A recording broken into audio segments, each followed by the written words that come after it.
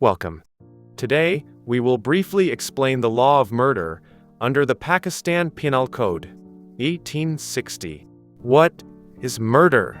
Murder is defined under Section 300 of PPC as kalayamd, meaning intentional killing. It occurs when a person causes the death of another purpose, or by doing an act that any reasonable person would know is likely to cause death. Punishment under Section 302 of PPC, 1860.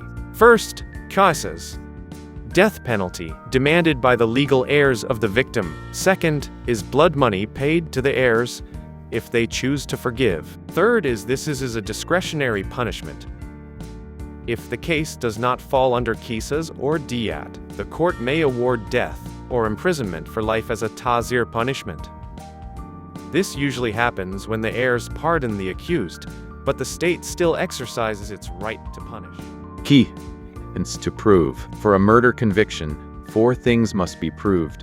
A death occurred, the accused caused it, with the intention to kill, and no legal exception applies. Important court cases. First case is Zinat Bibi versus the state PLD 2009.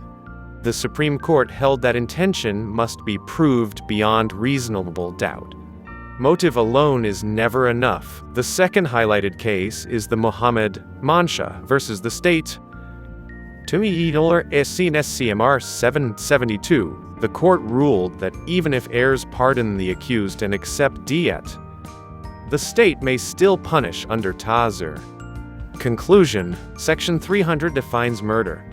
Section 302 punishes with qisas, diyat, or ta'zir.